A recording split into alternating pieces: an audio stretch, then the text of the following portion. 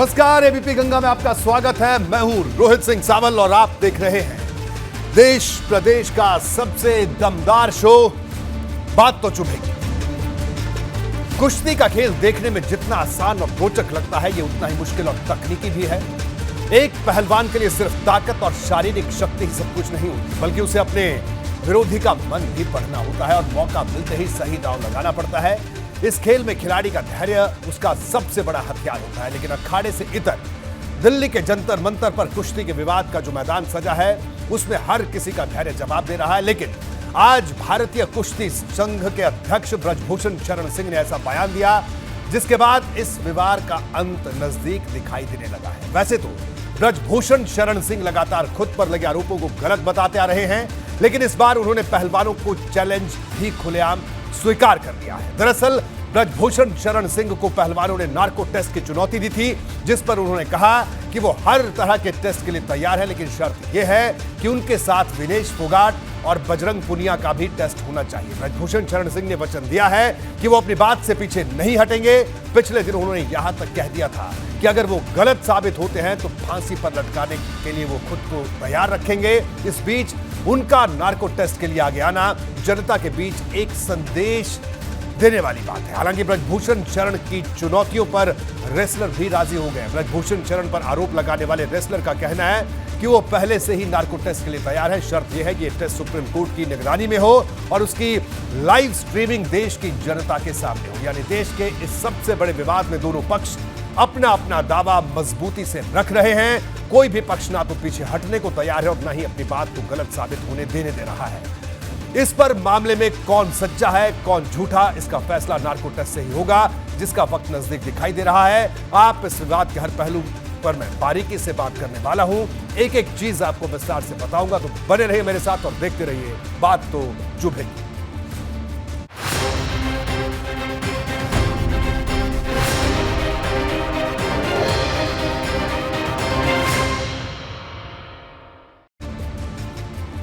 ब्रजभूषण शरण सिंह और पहलवानों के बीच का विवाद करीब करीब 5 महीने पुराना है। पहलवानों ने पहली बार मोर्चा जनवरी के महीने में खोला था। उसके बाद अप्रैल में एक बार फिर जंतर मंतर पर खिलाड़ियों ने डेरा जमा लिया। इस बीच सुप्रीम कोर्ट के आदेश के बाद ब्रजभूषण शरण सिंह पर मुकदमा भी दर्ज हुआ, लेकिन गिरफ्तारी न होने के चलते खिलाड़ियों में रोष है। अब ब्रजभूषण शरण सिंह ने यह कहकर माहौल गरमा दिया है कि वो हर तरह के टेस्ट के लिए तैयार है।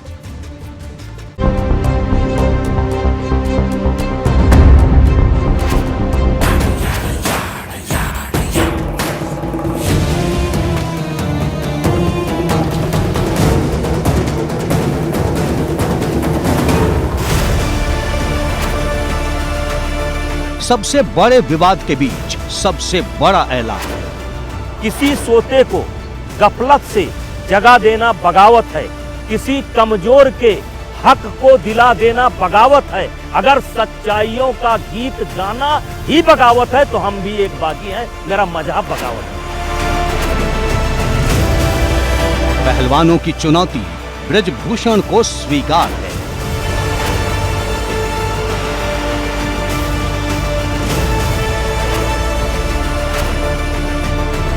खिलाड़ियों के आरोप पर ब्रजभूषण का नार्को दांव।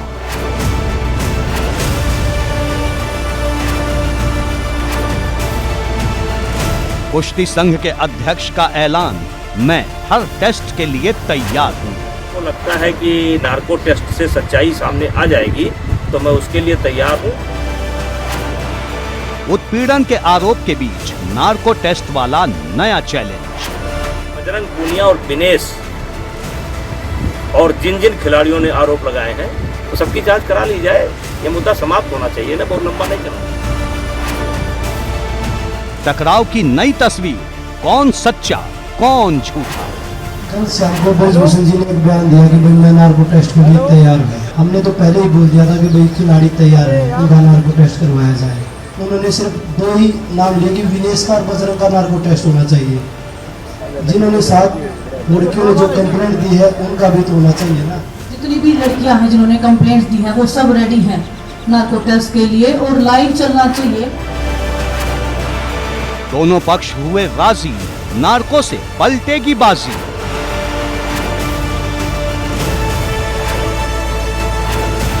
कैमरे के सामने कबूला जाएगा सच।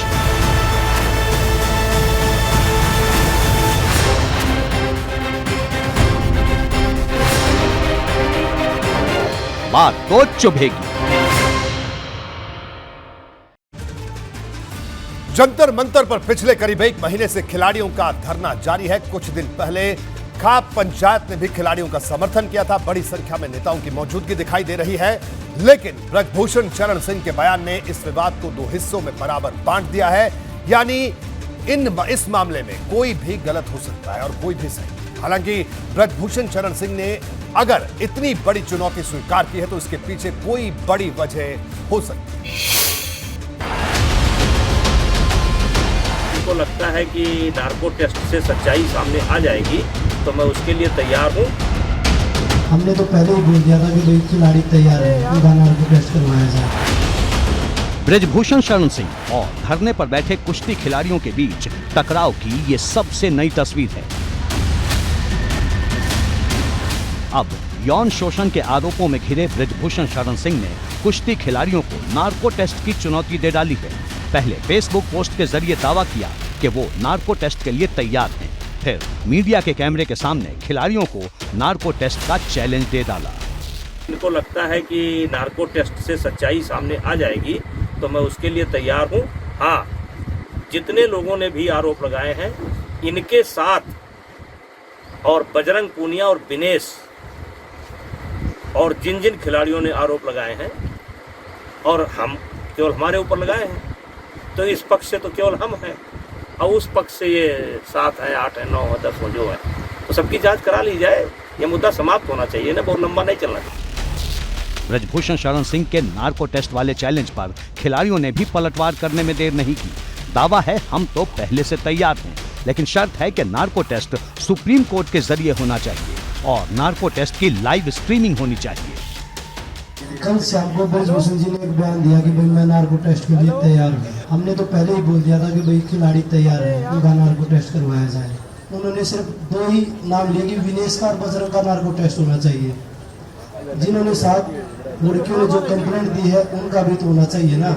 हम तैयार हैं। नार्को टेस्ट की उन्होंने जो मांग की है वो लाइव टेलीकास्ट हो, पूरा देश देखे उस चीज को। हम उसके जो उन्होंने बोला हम उसका समर्थन करते हैं। हम नार्को टेस्ट के लिए तैयार हैं। जितनी भी लड़कियां हैं जिन्होंने कंप्लेंट्स दी हैं वो सब रेडी हैं नार्को टेस्ट के लिए, और लाइव चलना चाहिए ताकि पूरे देश को पता चले कि उन्होंने देश की बेटियों के साथ में कितनी दरिंदगी और कितनी ज्यादती की है। पूरे देश को दिखना चाहिए। खास बात यह है कि ब्रजभूषण शरण सिंह और कुश्ती खिलाड़ियों के बीच जुबानी जंग नार्को टेस्ट तक पहुंच गई है, लेकिन ब्रजभूषण पर यौन शोषण के मामले में दर्ज केस में पुलिस की जांच कार्रवाई तक नहीं पहुंच पाई है। ऐसे में सवालों की दिशा पुलिस की कार्यशैली की ओर मुड़ गई है। इस बीच कुश्ती खिलाड़ियों ने मंगलवार को इंडिया गेट पर कैंडल मार्च का ऐलान किया है।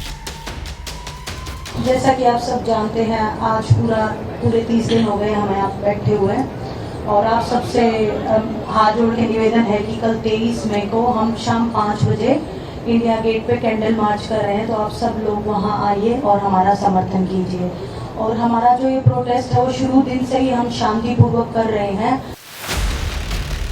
कुश्ती खिलाड़ियों के यौन शोषण के मामले में ब्रजभूषण शरण सिंह के अलावा महिला टीम के कोच का नाम भी सामने आ रहा है। कुश्ती खिलाड़ी बजरंग पुनिया ने महिला टीम के कोच और फिजियो का भी नार्को टेस्ट कराने की मांग की है।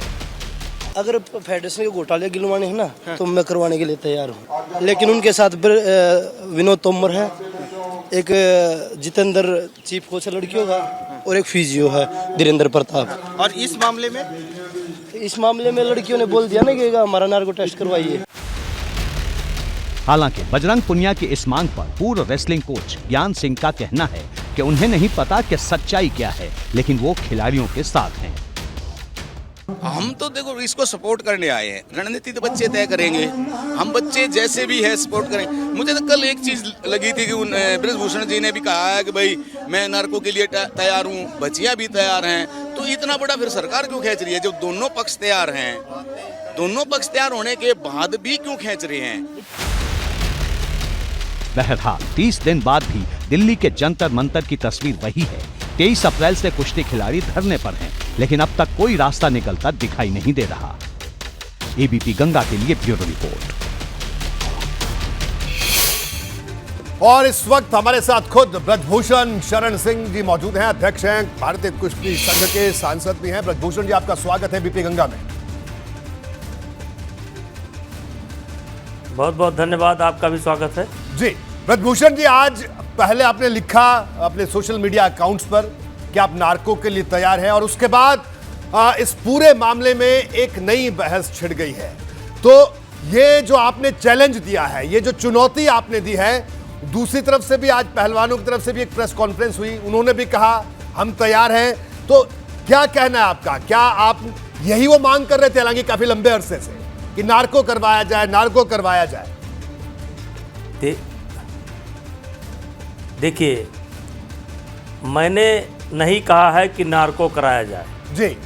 ये लगभग एक सप्ताह से मैं सुन रहा था कि साक्षी मलिक जो ओलंपिक की पदक विजेता है, वो लगातार कह रही थी कि अध्यक्ष जी का नार्को टेस्ट करवाया जाए। अध्यक्ष जी तो कहती नहीं, ब्रजभूषण का नार्को टेस्ट करवाया जाए जी। और खाप पंचायत ने कल एक बैठक बुलाई थी, और मैंने पहले कहा था कि खाप पंचायत का हर फैसला मुझे मंजूर है, और खाप पंचायत ने एक फैसला दिया कि ब्रजभूषण सिंह का नार्को टेस्ट कराया जाए।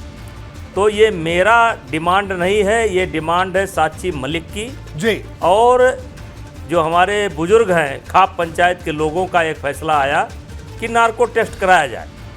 तो उस पर मैंने कहा कि हाँ, मैं नार्को टेस्ट के लिए तैयार हूँ, लेकिन पहले जिन महिला खिलाड़ियों ने मेरे ऊपर आरोप लगाए हैं उनका नार्को टेस्ट होना चाहिए, विनेश सहित सारे खिलाड़ियों का, और बजरंग पूनिया का भी नार्को टेस्ट होना चाहिए। और नार्को टेस्ट इस बात को लेकर होना चाहिए कि इनका स्वयं का ये आंदोलन है कि ये प्रायोजित है किसी के द्वारा, क्योंकि मैं पहले दिन से कह रहा था जी, और कह रहा हूँ कि ये इनका स्वयं का आंदोलन नहीं है, ये प्रायोजित है, जिसमें कुछ इस देश के इंडस्ट्रियलिस्ट शामिल हैं। और दीपेंद्र हुड्डा जी तो अब खुल करके मैदान में आ गए हैं। और मैंने, आपको याद होगा, 18 जनवरी को लोग धरने पर बैठे थे जी। मैंने फर्स्ट डे कहा था कब हुआ, कहाँ हुआ और किसके साथ हुआ। और मैंने उस समय भी कहा था कि अगर एक भी आरोप मेरे ऊपर साबित हो जाएगा, मैं स्वयं पर लग जाऊंगा, किसी को कहना नहीं पड़ेगा। आज भी अपने उस जुबान पर कायम हूँ। लेकिन इन्होंने खेल मंत्रालय ने जो समिति बनाई, जबकि इनके मर्जी से उसमें बबीता फोगाट को डाला गया, जिसने धरने की परमिशन ले रखी थी, लेकिन मैंने उसका विरोध नहीं किया। उस रिपोर्ट का इंतज़ार इन्होंने नहीं किया, फिर आईओ की रिपोर्ट का इंतज़ार इन्होंने नहीं किया, फिर ये सुप्रीम कोर्ट जाते हैं, एफआईआर के लिए दोबारा धरने पर बैठते हैं। मैंने कभी ये नहीं कहा कि मैं कानून का उल्लंघन करूंगा, सुप्रीम कोर्ट के फैसले को नहीं मानूंगा। और सुप्रीम कोर्ट ने जब इनके आग्रह पर एफआईआर करवा दिया, तो इनको एफआईआर का इंतजार करना चाहिए था जी। एफआईआर की जांच का इंतजार करना चाहिए था। फिर जांच का इंतजार न करने के बाद आप देखें कि ये थोड़ा थोड़ा दिल्ली पुलिस पर भी सवाल खड़े कर रहे हैं। मेरा आपसे रोहित जी आग्रह है, देश इस समय मुझे सुन रहा है, मैं पहले दिन से अपने वचन पर कायम हूँ, मेरा कोई स्टैंड नहीं बदला है, लगातार इनका ही स्टैंड बदलता जा रहा है। और ये जो नार्को टेस्ट की बात आई है जी, ये मैंने नहीं उठाया है, ये साक्षी मलिक ने उठाया है। और फिर कल जो हमारी पंचायत है, जिसका सम्मान हम भी करते हैं, वो हमारे ही बुजुर्ग हैं, उन्होंने कहा, और तब मैंने कहा कि भाई देखो, ये 4 महीने से खेल का बड़ा नुकसान हो रहा है, खिलाड़ी भ्रमित हैं, क्या होगा क्या नहीं होगा। ठीक है, आपका कहना है, ये फैसला आपने लिया, टेस्ट ही जी समस्या का समाधान। जी जी। तो आप ये कह रहे हैं कि आप खाप पंचायतों का सम्मान करते हैं, आपने भी ये बात कही, लेकिन वो पहलवानों ने भी कहा कि हम तैयार हैं, वो भी तैयार हैं, आप भी तैयार हैं। तो इसमें दिक्कत कहां से है? जितने खिलाड़ी जिन खिलाड़ियों ने हमारे ऊपर आरोप लगाए हैं, ठीक है ना जी, वो अपनी सहमति पत्र कपिल सिब्बल साहब को दे दें जी, और मैं अपनी सहमति भी कपिल सिब्बल साहब को दे दूंगा। अगर कोर्ट चाहता है नार्को टेस्ट कराना तो करा ले, क्योंकि आज 4 महीना से एक देश में अलग तरीके से वातावरण बनाया जा रहा है। किसान आंदोलन के नेता, किसान नेता उसमें भागीदारी कर रहे हैं। पंजाब से कौन लोग आ रहे हैं, आप खुद देख रहे हैं, कौन कौन सी पार्टियां। तो अगर मेरे इस नार्को टेस्ट से इस समस्या का समाधान हो जाता है तो मैं करने के लिए तैयार हूं। ठीक है, उन्होंने एक बात और कही है ब्रजभूषण जी, एक बात खिलाड़ियों ने और कही है, मेरी एक बात, फिर मैं आपकी बात सुनूं। उन्होंने ये भी कहा कि हम लोग भी नार्को के लिए तैयार हैं, लेकिन इसकी लाइव स्ट्रीमिंग होनी चाहिए, ये मांग भी की है बजरंग ने प्रेस कॉन्फ्रेंस में। अरे मैं भी तैयार हूं, मैं भी तैयार हूं। हेलो जी, मैं भी तैयार हूं, लेकिन ये टेस्ट कैसे होगा इसकी जिम्मेदारी इनकी है, क्योंकि मैंने मांग नहीं की है, इन्होंने मांग की है। कपिल साहब, सिब्बल साहब इनके बड़े नेता हैं। मैं कहना चाहता हूं जिन 9-10 खिलाड़ियों ने मेरे ऊपर आरोप लगाया है वो अपनी सहमति दे देंगे। आपके चैनल के माध्यम से देश की जनता को बताना चाहता हूं, मैं अपनी सहमति दे दूंगा और मैं नार्को टेस्ट के लिए तैयार हूं, बशर्ते बजरंग पूनिया ने एक शर्त लगा दी है। बजरंग पूनिया का अगर अभी आपने सुना होगा जी, तो उन्होंने कहा कि मैं फेडरेशन की पोल खोलने के लिए नार्को टेस्ट को तैयार हूं। मेरा सवाल ये नहीं है, मेरा सवाल है बजरंग भाई, मेरे बच्चे की तरह थे, 4 दिन पहले पैर चुके थे, फेडरेशन की पोल बाद में खोलना, आपके पीछे कौन कौन है, ये सवाल आपसे पूछा जाना चाहिए। और हम तो आपके चैनल से ये मांग करना चाहता हूं कि इनके जो सवाल हों इनसे ले लिए जाए और मेरे जो सवाल हैं हमसे ले लिए जाए। और मैं बड़ी जिम्मेदारी के साथ आपके माध्यम से, आप प्रतिष्ठित चैनल हैं इस देश के, आप स्वयं एक प्रतिष्ठित व्यक्ति हैं, मैं आपके माध्यम से कहना चाहता हूं कि आज भी मेरा कोई स्टैंड नहीं बदला है। मैंने पहले दिन कहा था, कब हुआ, कहाँ हुआ, कैसे हुआ, किसके साथ हुआ, आज भी उस बात पर कायम हूँ। और मैं आपके माध्यम से कहना चाहता हूँ कि इनका टेस्ट करा लीजिए। हम अपनी सहमति जहाँ ये कहें या जहाँ आप कहें, मैं लिखित भेजने के लिए तैयार हूँ। ये चैप्टर बंद होना चाहिए, इससे खिलाड़ियों का नुकसान हो रहा है, देश की प्रतिष्ठा घट रही है। देश में जो लोग शांति का माहौल नहीं चाहते हैं, देश को बदनाम करना चाहते हैं, वो लोग कहीं ना कहीं से इसमें दिखाई पड़ रहे हैं। मैं अपनी जगह पर हूँ, मैं अकेले इस आरोप का सामना कर रहा हूँ। और फिर रोहित जी, आपके माध्यम से देश की जनता को कहना चाहता हूँ, मैं हर टेस्ट के लिए तैयार हूँ, मैं हर टेस्ट के लिए तैयार हूँ। रास्ता ये बतावें क्या होगा, और इनसे कहिए कि जिन जिन खिलाड़ियों ने मेरे ऊपर आरोप लगाए हैं उनकी सहमति पत्र ला करके कपिल सिब्बल साहब को दे दें, और उन्हीं कपिल सिब्बल साहब को मैं अपनी सहमति पत्र दे दूंगा। और कपिल साहब सुप्रीम कोर्ट से आदेश करावें, सुप्रीम कोर्ट के निगरानी में करावें, और मैं हर न्यायिक प्रणाली है, न्यायिक व्यवस्था जो है उसको मानने के लिए तैयार हूं। जी ब्रजभूषण जी, ये आपने बिल्कुल आपने इस चैलेंज को भी स्वीकार किया और आपने कहा कि आप तो लाइव स्ट्रीमिंग के लिए भी तैयार हैं। हम खिलाड़ियों से भी बिल्कुल ये सवाल जरूर पूछेंगे कि उनकी इस पर क्या राय है। लेकिन एक आखिरी सवाल मेरा आपसे है, ये इतने तमाम आरोप का सिलसिला लगभग 3 महीने से ऊपर का वक्त हो चला, अगर इस पूरे प्रकरण को देखें, और इसमें एक तरफ जांच चल रही है, दूसरी तरफ खिलाड़ी, देश के खिलाड़ी अगर फील्ड छोड़कर, अगर अखाड़ा छोड़कर धरने पर बैठेंगे तो जाहिर सी बात है दुख सबको होगा, हम लोगों को भी दुख है। तो इस विवाद का खत्म, आप कहते हैं खाप पंचायतों की आप बहुत इज्जत करते हैं, तो आपने क्या उनसे बात की, किसी से बात हुई आपकी? क्योंकि कानूनी प्रक्रिया चल रही है, वो चलनी चाहिए। नहीं, मेरी देखिए, खाम पंचायत के लोगों का मैं बयान सुनता हूँ। खाप पंचायत के लोगों का मैं मतलब एक तरीके कैसे कह लीजिए, वो हमारे बुजुर्ग हैं, उनका सम्मान करता हूँ। उन्होंने एक डिमांड उठाई कि जो है नार्को टेस्ट होना चाहिए, तो मैं उन बुजुर्गों की इज्जत करता हूँ। नार्को टेस्ट के लिए मैं तैयार हूँ। दूसरा रहा सवाल ये कि ये बीत चुके खिलाड़ी हैं, बीत चुके खिलाड़ी हैं।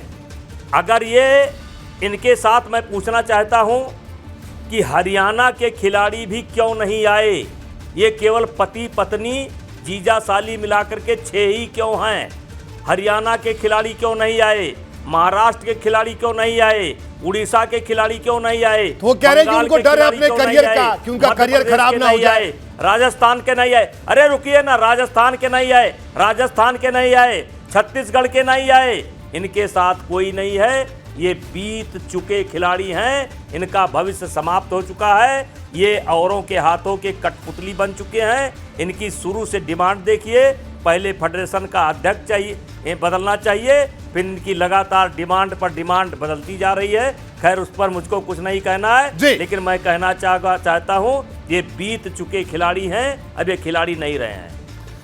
चलिए ब्रजभूषण जी, आपका बहुत बहुत शुक्रिया बीपी गंगा से बात करने के लिए। तो ब्रजभूषण शरण सिंह हमारे साथ मौजूद थे, जिन्होंने खिलाड़ियों को जो चुनौती दी, उसके बाद खिलाड़ियों की तरफ से चुनौती, उन्होंने कहा लाइव स्ट्रीमिंग होनी चाहिए। ब्रजभूषण शरण सिंह कह रहे हैं मैं उसके लिए भी तैयार हूं, और आज भी वो एक ही बात दोहरा रहे हैं कि इस पूरे के पूरे प्रकरण के पीछे कुछ लोग हैं, और उनका कहना है वो खाप पंचायतों ने बात कही तो वो कह रहे हैं कि मैं इस बात के लिए तैयार हूं। अब खिलाड़ियों की तरफ से इस पर प्रतिक्रिया आना बाकी है। हालांकि आज भी हमने बात की थी अपने कार्यक्रम के लिए खिलाड़ियों से कि वो जरूर आए, अपनी बात रखें, लेकिन कल हम दोबारा उनसे बात करेंगे, क्योंकि मामला देश से जुड़ा है, देश के खेल से जुड़ा है, ऐसे खेल से जो कि इस देश की रग रग में बसता है। बहरहाल बढ़ते हैं आगे, और अब बात यूपी की सियासत की। निकाय चुनाव से पहले और बाद में सपा और राष्ट्रीय लोकदल के रिश्तों में कई बार खींचतान की खबर आ चुकी है।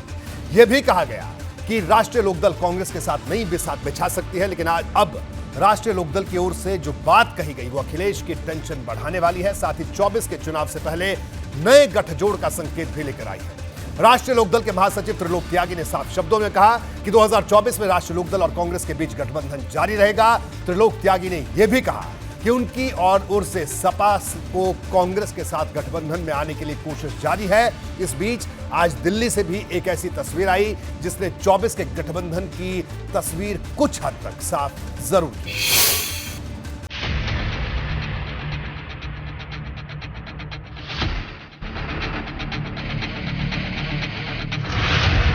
कर्नाटक विजय के बाद कांग्रेस का सबसे बड़ा लक्ष्य 2024 का लोकसभा चुनाव है।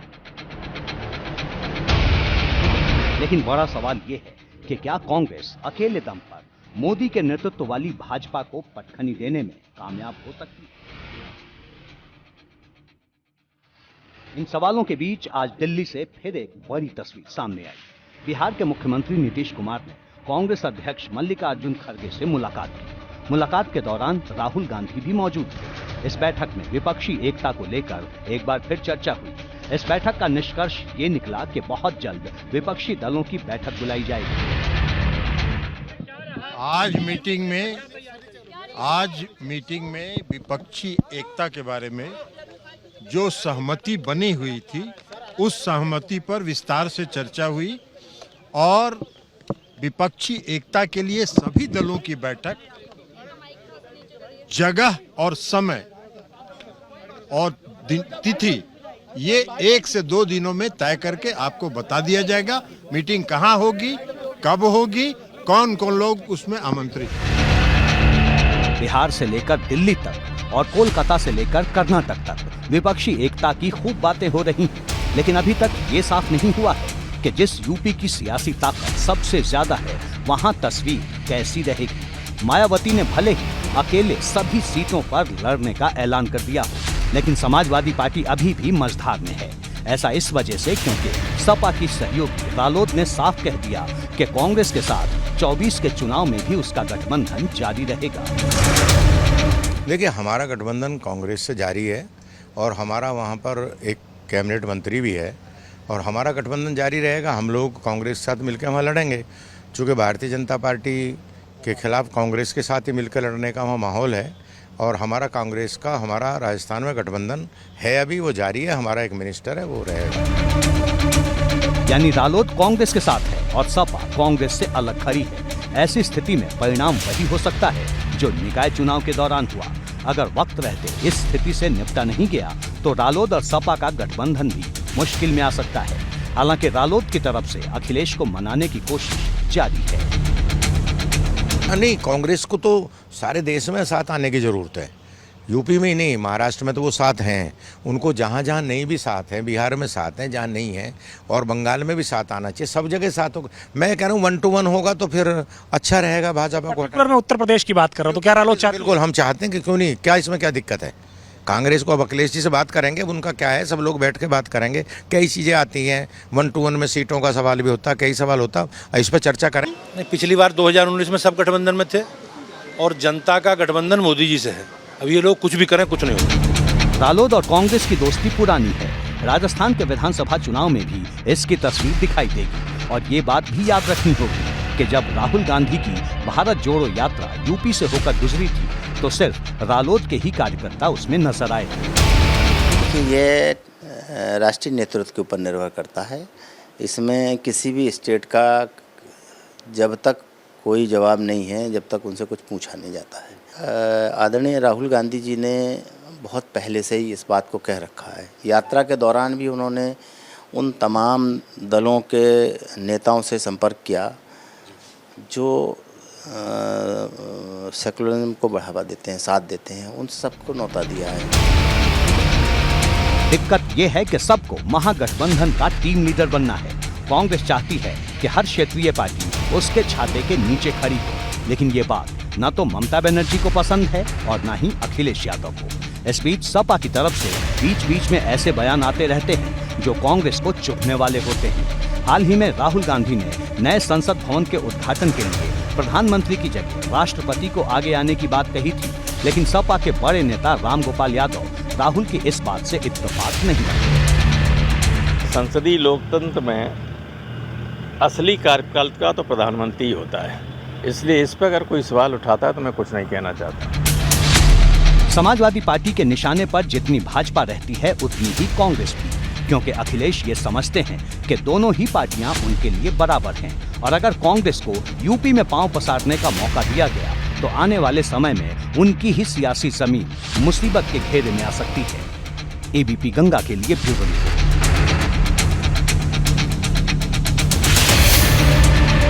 आगे निकाय चुनाव के बाद हर दल की नजर 2024 के महासंग्राम पर है। राजनीति के स्तर पर समीकरणों को नए सिरे से बुना जा रहा है। ऐसे में सपा ने भी लोकसभा चुनाव की रणनीति पर मंथन का दिन तय कर दिया है। 29 मई को अखिलेश यादव की अध्यक्षता में सभी जिला अध्यक्ष और महानगर अध्यक्षों की बैठक होगी। वहीं भाजपा ने महासंपर्क अभियान के जरिए विपक्ष को एक मोर्चे पर मात देने की तैयारी शुरू कर दी है।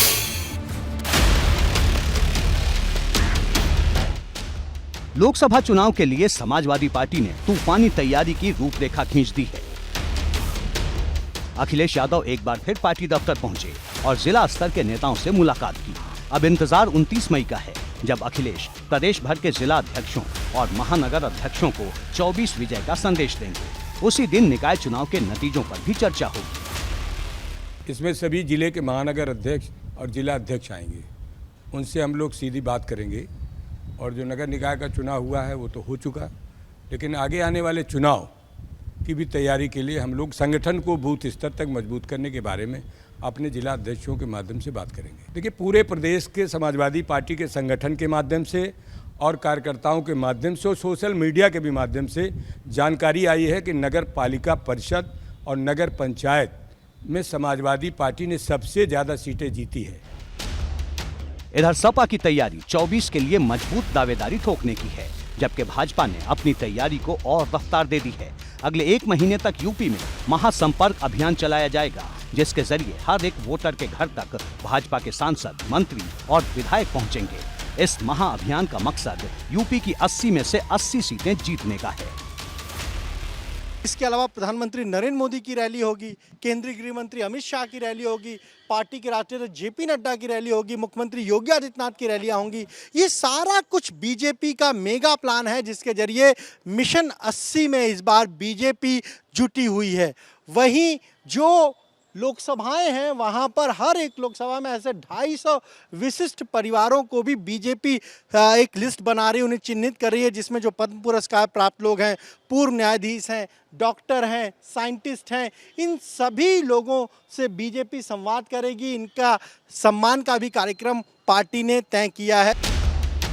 नगर निकाय चुनाव में सभी 17 नगर निगमों में जीत हासिल करके भाजपा इतनी उत्साहित है कि अब वो साफ तौर पर ये कहने लगी है कि इस बार कमल 80 सीटों पर खिलेगा और इसके लिए पार्टी की तैयारी भी जोरदार है। दरअसल केंद्र की मोदी सरकार के 9 साल पूरे होने के मौके पर पूरे देश में भाजपा का महासंपर्क अभियान शुरू होने जा रहा है और अगर यूपी की बात करें तो लोकसभा की सबसे ज्यादा 80 सीटें यही हैं। इसलिए इस महासंपर्क अभियान को लेकर भाजपा ने यूपी में एक खास प्लान तैयार किया है। हम तो अपना जो हमने काम किया है उन कामों को केंद्र सरकार के 9 वर्ष पूरे होने पर उन कामों को लेकर जनता के बीच में पार्टी जा रही है। जो हमारा रिपोर्ट कार्ड है, जो काम हमने किए हैं, वो हम लोग अपने कामों का जनता के बीच में ले जाएंगे। इस तरह की रूपरेखा हम लोग बना रहे हैं। हमारा एक जनसंपर्क का अभियान है, 30 मई से 30 जून तक करना है। लगातार भारतीय जनता पार्टी अपने कार्यकर्ताओं को साथ लेकर के जनता के बीच में रहती है और केंद्र प्रदेश की जो नीतियां हैं, जो हमारे कार्यक्रम हैं, जो अभियान हैं, उनको लगातार जनता के साथ रहकर हम पूरा करते हैं। भाजपा ने तय किया है कि 30 मई से लेकर 30 जून तक यानी पूरे 1 महीने तक प्रदेश में ये महासंपर्क अभियान चलाया जाएगा। इसके अलावा 1 महीने में भाजपा अलग अलग कार्यक्रम भी करने वाली है, यानी जून के महीने की चिलचिलाती गर्मी में भी भाजपा के नेता आराम से बैठने के मूड में नहीं हैं। देखिए, जिसको सत्ता लेना है, जो जनता के बीच में रहेगा, उसी को सत्ता मिलेगी, चाहे हम हों, चाहे सपा हो, चाहे बीजेपी हो। आज जिस तरह का माहौल, बीजेपी सत्ता के लिए पूरी ताकत के साथ लगी है। अभी ये लोग खाली आप लोगों के सामने आकर के बयान दे करके वोट लेना चाहते हैं कि साधु अपराधी हैं तो ओम प्रकाश राजभर यही हो गए, तो फलाने हो गए, वो झटक दिए, वो पटक दिए। भाजपा ने जो मेगा प्लान तैयार किया है उसमें यूपी की सभी 80 लोकसभा सीटों पर जनसभाएं होंगी। हर जनसभा में कम से कम 10,000 लोगों की उपस्थिति होगी। इसके अलावा सभी लोकसभा सीटों पर प्रबुद्ध वर्ग सम्मेलन और व्यापारियों का सम्मेलन भी पार्टी करवाएगी। साथ ही सभी सीटों पर सांसद टिफिन बैठक का आयोजन करेंगे। इस टिफिन बैठक में विधायक से लेकर क्षेत्र में रहने वाले राष्ट्रीय और मंडल स्तर तक के पदाधिकारी शामिल होंगे। सब संयुक्त रूप से एक दूसरे की टिफिन से भोजन करेंगे और पार्टी की रणनीति पर चर्चा करेंगे। यूपी में भाजपा के 7 मोर्चे हैं और सभी मोर्चों के संयुक्त सम्मेलन भी लोकसभा सीटों के हिसाब से ही तय होंगे। यानी अखिलेश जो रास्ता तैयार कर रहे हैं उसमें भाजपा फिर एक बार बड़ी रुकावट बन सकती है। एबीपी गंगा के लिए लखनऊ से अनुभव शुक्ला की रिपोर्ट। कानपुर में विकास को लेकर हुई बैठक, विवाद का नया पन्ना खोल गई है। विधानसभा अध्यक्ष सतीश महाना की ओर से बुलाई गई बैठक की जो तस्वीरें सामने आई हैं वो भाजपा को बेहद चुभने वाली हैं। दरअसल सतीश महाना की बैठक में कानपुर के सभी जनप्रतिनिधियों को बुलाया गया था, लेकिन बैठक से भाजपा सांसद सत्यदेव पचौरी और देवेंद्र सिंह भोले ने दूरी बना ली, जिसे लेकर भाजपा में गुटबाजी को लेकर चर्चा तेज है।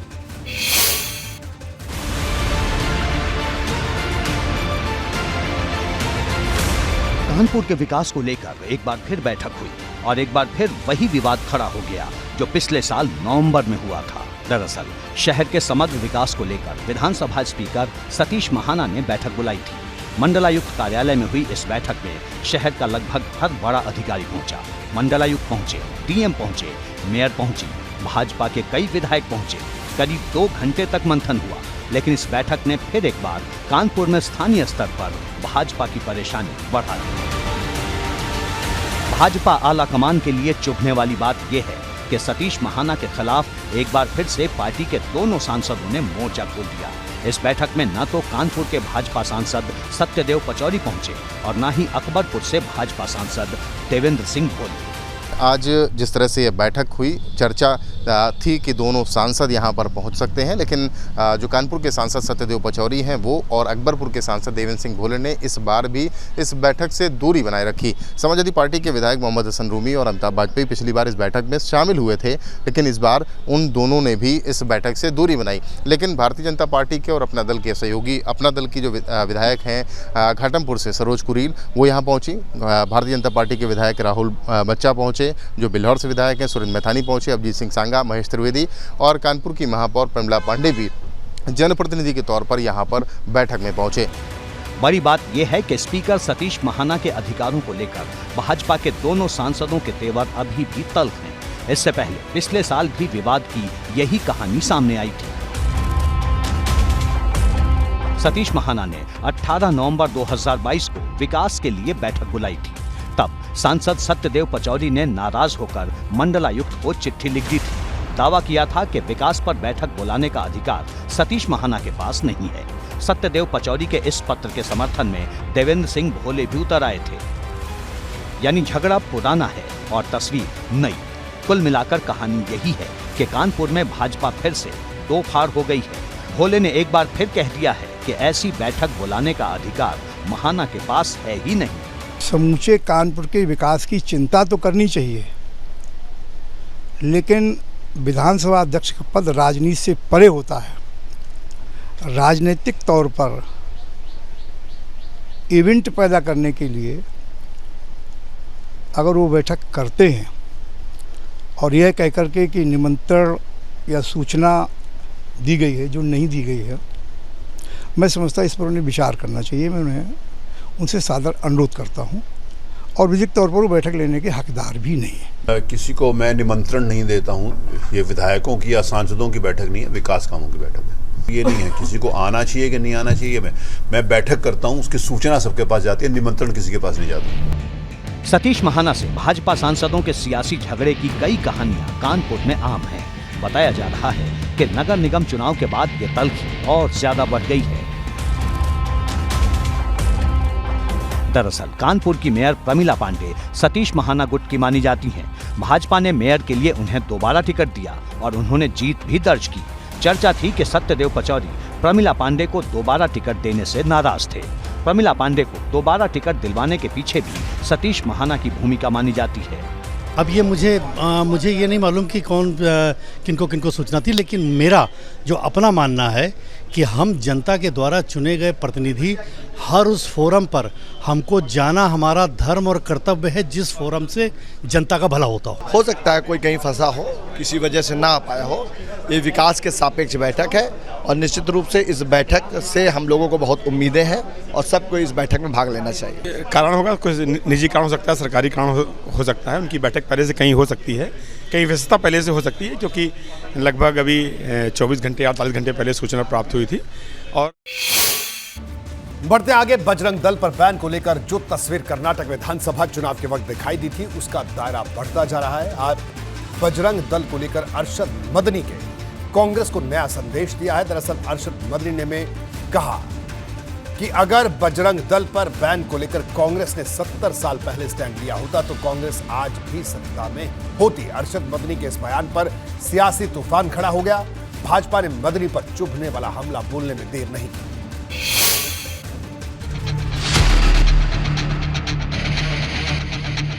ये स्टैंड उन्होंने आज से 70 साल पहले हिंदुस्तान के अंदर ले लिया होता, इख्तिदार उनके हाथ से न जाता। जमीयत उलेमाए हिंद के अध्यक्ष अरशद मदनी का ये बयान बजरंग दल के नाम पर सियासी महाभारत का संदेश लाया है और साथ ही कांग्रेस के लिए बड़ी चुनौती भी। दरअसल कांग्रेस ने कर्नाटक चुनाव के दौरान अपने मैनिफेस्टो में साफ कहा था कि सरकार बनने पर बजरंग दल को बैन किया जाएगा, जिस पर अब अरशद मदनी ने सियासत में भूचाल लाने वाली थ्योरी दी है। दावा है कि अगर कांग्रेस ने 70 साल पहले बजरंग दल को बैन करने का स्टैंड लिया होता तो कांग्रेस सत्ता में होती। बजरंग दल के ऊपर हम कदम लगाएंगे। अगर ये तारीख गवाह है इस बात की कि अगर ये स्टैंड उन्होंने आज से 70 साल पहले हिंदुस्तान के अंदर ले लिया होता, इख्तिदार उनके हाथ से न जाता, मुल्क बर्बाद न होता, तबाही न आती, फक्र तंगदस्ती का बोलबाला न होता। अरशद मदनी ने इसके साथ ही कांग्रेस को कर्नाटक में बजरंग दल पर एक्शन लेने का चैलेंज दे डाला है। तर्क है, अगर कोई वादा किया है तो पूरा होना चाहिए। एक शोर मच रहा था कि कांग्रेस ने इलेक्शन के अंदर अपने मैनिफेस्टो को अंदर इसको दाखिल किया कि हम बजरंग दल पर पाबंदी लगाएंगे। गलती की। मैं समझता था कि गलती नहीं है, बल्कि अपनी गलती का तदारुक है। जो 70 साल पहले से गलती थी, आज उस गलती का तदारुक किया जा रहा है। अब अरशद मदनी के इस बयान पर सियासत की चाल एक बार फिर बढ़ गई है। अरशद मदनी के खिलाफ भाजपा ने मोर्चा खोल दिया है। केंद्रीय मंत्री गिरिराज सिंह ने अरशद मदनी के बयान को हिंदुस्तान पाकिस्तान के बंटवारे तक खींच दिया है। पूरे मुस्लिम कम्युनिटी अगर चला गया होता पाकिस्तान, तो आज भारत में न कोई जाकिर मियाँ पैदा लेता, न ओवैसी पैदा लेता, न मदनी पैदा लेता, न भारत को गजवाए हिंद की बात करता। आज बढ़ते आगे, 2000 के नोट को लेकर कल का दिन बहुत बड़ा होने वाला है। दरअसल कल से 2000 के नोट को बदलने की प्रक्रिया शुरू हो जाएगी। इससे पहले रिजर्व बैंक के गवर्नर शक्तिकांत दास ने साफ कर दिया कि नोट बदलने या फिर जमा कराने के लिए बैंकों को फॉर्म भरना होगा। शक्तिकांत दास ने यह भी साफ कर दिया है कि रिजर्व बैंक फिलहाल किसी नए नोट के बारे में विचार नहीं कर रहा।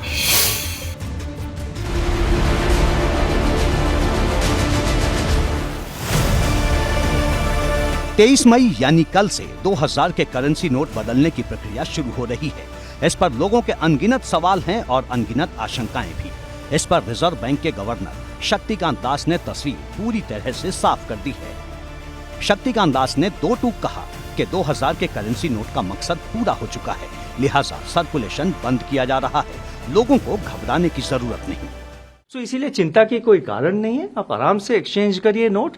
आपका जितना कोई भी कंप्लेंट हो, कोई भी डिफिकल्टी, कठिनाइयां हो, तो हम बैंकों के थ्रू या डायरेक्टली हम तो उसको मॉनिटर कर रहे हैं। जितना इस टाइप का प्रॉब्लम आएगा उसको हम एड्रेस करें, ताकि हमने जो ये अनाउंसमेंट किया है उसको सीरियसली लिया जाए। आप किसी भी एक्सरसाइज में, किसी भी प्रोसेस में अगर आप एक डेट नहीं देते हैं तो और उसको ओपन एंडेड ऐसे ही खुला छोड़ देते हैं तो सीरियसली नहीं लिया जाता है। 2000 के करेंसी नोट का सर्कुलेशन बंद करने के फैसले पर एक सवाल ये भी उठ रहा है कि क्या रिजर्व बैंक अब 1000 का नया नोट लाने की तैयारी कर रहा है। इस सवाल पर रिजर्व बैंक के गवर्नर शक्तिकांत दास ने कहा, अभी ऐसी कोई योजना नहीं है। देखिए वो स्पेकुलेटिव है, अभी प्लीज वो स्पेकुलेटिव क्वेश्चन है, अभी फिलहाल ऐसा कोई प्रपोजल नहीं है। मतलब साफ है कि 2000 के करेंसी नोट का सर्कुलेशन बंद होने के बाद देश में 500 का नोट ही सबसे बड़ी करेंसी होगा। इस बीच देश भर के अलग अलग बैंकों में नोट बदलने के लिए अलग काउंटर बनाने की प्रक्रिया कमोबेश पूरी कर ली गई है। 23 मई यानी मंगलवार से आप 2000 के नोट बदल सकते हैं। आप 2000 के नोट अपने खाते में जमा कर सकते हैं। एक बार में सिर्फ 10 नोट यानी 20,000 रुपए ही बदले जा सकते हैं। हालांकि नोट बदलने के लिए फॉर्म भरने या फिर पहचान पत्र की जरूरत को लेकर मामला कोर्ट के दरवाजे तक पहुंच गया है। भाजपा नेता अश्विनी उपाध्याय ने एक याचिका दिल्ली हाई कोर्ट में लगाई है, जिसमें कहा गया है कि बिना जमा पर्ची या पहचान पत्र के बैंक में धनराशि जमा करना या एक्सचेंज करना मनमाना और संविधान के अनुच्छेद 14 का उल्लंघन है। याचिका में मांग की गई है कि 2000 के करेंसी नोट बदलने की जगह खाते में जमा किए जाएं, जिससे आय से अधिक संपत्ति की जांच की जा सके। अश्विनी उपाध्याय की ओर से ये याचिका तब लगाई गई है जब रिजर्व बैंक की ओर से कहा जा चुका है कि नोट बदलने या फिर जमा करने के लिए बैंकों को फॉर्म भरना होगा। बैंकों में करेंसी नोट्स एक्सचेंज करना हो या अकाउंट में डिपॉजिट करना हो कैश में, कैश टू कैश आप एक्सचेंज कर रहे हैं या कोई भी कैश ट्रांजैक्शन अगर बैंक में करेंगे, उसका एक सेट प्रोसीजर है, एक सेट रिक्वायरमेंट्स, सेट गाइडलाइंस है। हमने ये कहा है जो एग्जिस्टिंग मैकेनिज्म है आपका, जो एग्जिस्टिंग प्रोसीजर है, आप उसको फॉलो करिए। वहीं 2000 के करेंसी नोट के सर्कुलेशन को बंद करने के फैसले पर सियासत भी तेज है। सपा नेता राम गोपाल यादव ने भाजपा सरकार की तुलना मोहम्मद तुगलक से कर डाली है। तो दिल्ली से दौलताबाद और दौलताबाद से दिल्ली मोहम्मद तुगलक के बारे में कहा जाता था। राजधानी दिल्ली से दौलताबाद बनाई, वहाँ पानी भी पीने का नहीं था, फिर वापस ले आए। तो यही लोग हैं। फिर मोहम्मद तुगलक को क्या कहा, लोगों ने कैसा सवाल किया करते थे आप लोगों को? वही इस शासन के बारे में, यहाँ के शासकों के बारे में लोगों की धारणा है। 1500 करोड़ रुपया केवल 2000 नोट के छपाई के लगे थे, छपाई। अब ये दोबारा छपेंगे नए। मतलब ये कि जब देश भर के बैंकों में नोट बदलने की तैयारियां जारी हैं, सियासत भी स्पीड पकड़ रही है। एबीपी गंगा के लिए ब्यूरो रिपोर्ट। आज रिजर्व बैंक की तरफ से कई ऐसी बातें साफ की गई जिनका जवाब जनता जानना चाहती है। सबसे पहले आपको बताते हैं कि जो नोट जमा करने के नियम क्या होने वाले हैं। जी हां, तो आइए नियमों पर नजर डाल लेते हैं। नोट जमा करने के नियम क्या है? 2000 के नोट जमा करने के लिए अलग से व्यवस्था नहीं होगी। सामान्य बैंकिंग प्रक्रिया की तरह ही नोट जमा होंगे। मतलब जैसे आप पहले बैंक में धनराशि जमा करते थे, यही व्यवस्था होगी। 50,000 से ज्यादा 2000 के नोट जमा करने पर पैन कार्ड जरूरी होगा। अगर 50,000 तक के नोट जमा करा रहे हैं तो कोई दिक्कत नहीं है। पहले भी 50,000 से ज्यादा की धनराशि पैन कार्ड जरूरी था जब आप जमा कराने जाते थे। 20,000 की धनराशि तक फॉर्म की भी जरूरत नहीं है अगर आप 20,000 रुपए के नोट जमा कराने जाते हैं। बिना फॉर्म के 2000 के 10 नोट बदले जा सकते हैं, यानी 20,000 रुपए। नोट बदलने के लिए पहचान पत्र की भी जरूरत नहीं है। कई तरह की भ्रांतियां लोगों में थी, वो भ्रांतियां दूर हो रही हैं। आगे बढ़ते हैं। हर किसी के मन में यह सवाल है कि क्या इस बार भी बैंकों के बाहर लंबी लंबी लाइन लगने वाली है या फिर वही परेशानी खड़े होने वाली है जो नोटबंदी के दौरान देखी गई थी। इसके बारे में भी मैं आपको बता देता हूं। बैंकों के बाहर लाइन लगेगी नहीं लगेगी, यह सवाल बड़ा है। 2016 में हुई नोटबंदी की तरह स्थिति बनने की संभावना बेहद ना के बराबर है। सर्कुलेशन में चल रही कुल करेंसी में 2000 के नोट की हिस्सेदारी सिर्फ 10.8% है। नोट बदलने के लिए 4 महीने का वक्त है। बैंकों के बाहर बहुत ज्यादा लाइन नहीं लगेगी। बहुत से लोगों के पास 2000 के नोट हैं भी नहीं शायद। आगे बढ़ते हैं। रिजर्व बैंक का नया सर्कुलर क्या है, इसे भी मैं आपको बता देता हूं। जरा इसको सुनिए गौर से। नया सर्कुलर, 2000 के नोट का ब्यौरा बैंकों को रखना होगा। सभी ग्राहकों का डाटा बैंक तैयार करना होगा। बैंक के कर्मचारियों को फॉर्म भरना होगा। रिजर्व बैंक ने फॉर्म का एक फॉर्मेट भी जारी किया है। फॉर्म में बैंक का नाम, तारीख, नोट बदलने की राशि, ये तमाम बातें दर्ज होंगी। अब आगे बढ़ते हैं। लीगल टेंडर बने रहने का मतलब क्या है, इसको समझिए। ये बात भी आज आरबीआई ने कही कि लीगल टेंडर बना रहेगा। 2000 के करेंसी नोट मान्य होंगे लेकिन सर्कुलेशन से बाहर होंगे। बैंक अब 2000 के करेंसी के नोट ग्राहकों को जारी नहीं करेंगे। नोट को 500, 100 या फिर किसी दूसरी करेंसी में बदल सकते हैं आप। 30 सितंबर तक नोट किसी भी बैंक में बदले जा सकते हैं, इसलिए घबराने कहीं कोई जरूरत नहीं है। तो ये तमाम बातें जिनको लेकर रिजर्व बैंक के तमाम अधिकारी सामने आए और ये बातें साफ। बहरहाल बात तो चुभेगी। मैं आज इतना ही, दीजिए इजाजत, नमस्कार।